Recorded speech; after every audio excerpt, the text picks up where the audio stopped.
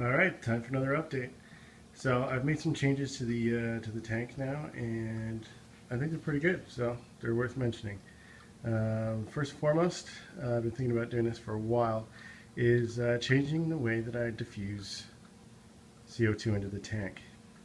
So previously, as you'll see in one of the earlier videos, I was using my my Eheim canister filter to do the work for me, to push the water through my inline diffuser, and I also had an inline heater on the loop, and it was just cutting down the flow way too much and rendering the filter kind of ineffective. So after much thought, I've come up with something better. So what I did was I have used my MaxiJet 900, which I formerly had in this corner here, just directing flow, you know, through the tank and through the bottom to try and get some movement through there. But since I don't need that anymore, since I've installed my Eheim installation sets, I freed the pump up to do CO2 duty. Now I don't know if you can see it or not. You can just quite. So the pump sits down there, and basically all I did was I put in 3/4 inch hose right into one of these intakes. It goes all the way down the back under here and into the top. So basically what I did was I took a page out of Eheim's book here, and I used the 3/4 inch hose at the top to come in. So that little pump, even though it is pretty powerful, I'm using as much weight of the water as I can to pull more down and to blast into my diffuser here. Alright, so straight out of the bottom, I've actually reduced it down to 1/2 inch hosing. So I'm getting a lot more pressure and a lot more, you know, an effective way to pump it back up into the tank. Now, as far as how it gets returned into the tank, I had an old return, basically because I put the installation sets in, and I just basically cut it off so that it goes straight down. I put a little bit of the Eheim piping onto it, so it comes in at an angle, and it just blows right into the sort of middle of the tank, right to the mid-ground of the tank. So the CO2 kind of comes into the bulk of the tank here. No big deal, because I've got these spray bars up here, you know, facing either straight at the back, straight at the glass, or over here. So that really moves around the CO2 very effectively. Same thing over here. I've got one going straight down and straight across. So all in all, the flow through the tank is really good. Since I'm pushing more water through the diffuser now, and I've reduced it, I actually get no bubbles in the water column from the CO2 when it actually hits the water, when the water is returned to the tank, I should say. So that's great news. I'm really pleased about that. The only thing that the pump down there does now is return the water and run it through the heater. So another change is I was running both banks of lights off the top one for a long time. I had a spare digital timer from when I used to you know, only run the CO2 when the lights are on.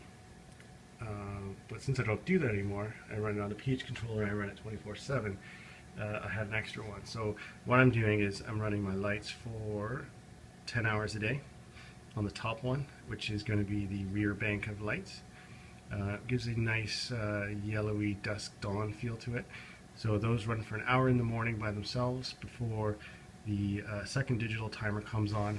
That runs for a further 8 hours under full light under all 4 banks, and then right at the end of the day, for the last hour, it shuts itself off, and then I get that dawn dusk look from the top bank up there. So far so good. Really cool effect. I like it. Did I do anything over here?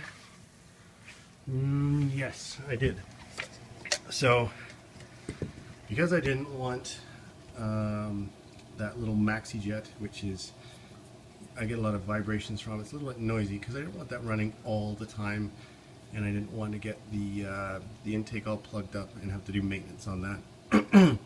All I did is I plugged in the MaxiJet into my pH controller. So when the tank senses it needs CO2 via my pH controller, it turns on the solenoid to let the gas through, and it turns on the little CO2 pump or little MaxiJet to power the pump to blow the water through the diffuser. So for the majority of the time, my tank is completely silent. I really like this setup.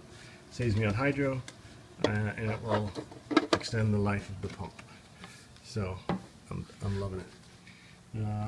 What else have I got? Surface skimmer still working okay. Really liking the results that provides. Surface is always clear. The only thing I get now and again is a little bit of a gurgling sound. Sometimes, you know, it sucks a little bit too much water, and I get some air blowing through. Not a big deal. I would say 95% of the time works great.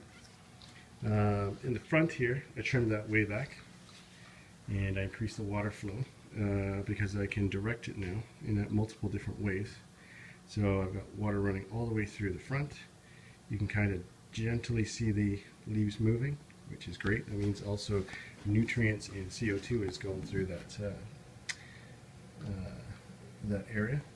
And in the back, which is a huge area that I used to struggle with, and here that was just dead water, dead space, you can actually see all of those leaves moving now, and you can see no debris back there, which is fantastic, because of the two bars I've got here, one of them just goes straight down, whereas the other one goes forward. So that's great. So I'm hoping that with the added CO2, nutrients, and you know, all the waste not building up there, I'm hoping that beard algae in that area solved. Time will tell. Front over here was just, it was so thick. It's been 9 months since I planted those plants, and they were just so thick that water wouldn't go through them, and they were getting actually unattractive. So I ripped it all up. It took me like 2 hours. Ripped it all up, split all the plants up. The ones that didn't have hair algae on it stayed. All the other ones got shucked. So I did that over a week ago now, and you can again see the little leaves moving. So I'm getting water flow through that area. Proof of concept, I've got no debris along the front.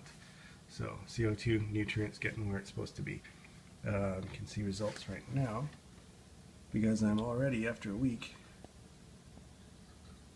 I've got shoots everywhere popping up through the gravel. So, wicked. Plant that was a big problem for me,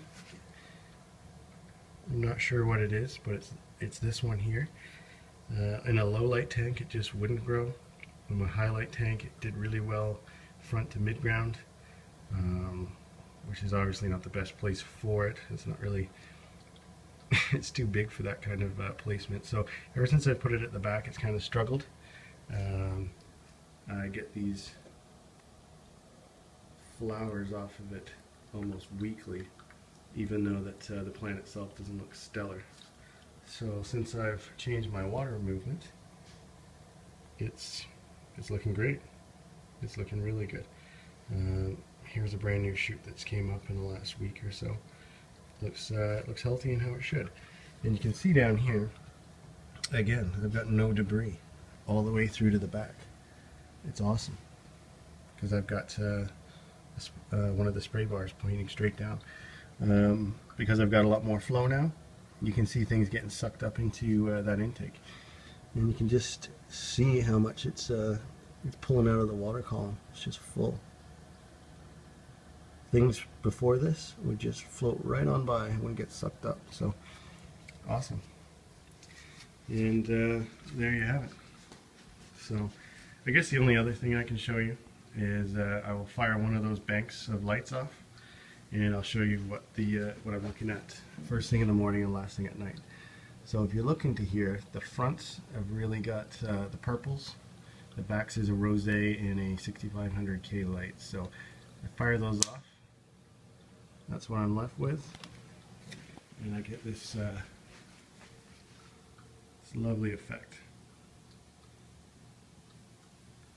And I'm not sure if the phone is making it brighter than what it needs to be, but I get this lovely yellowy dawn effect. As opposed to, boom, full sun. So there you go. Everyone seems happy in the tank. Plants are doing great. My water parameters are stable. And yeah, there you go. There's my update. If you have any questions, leave them below. Cheers.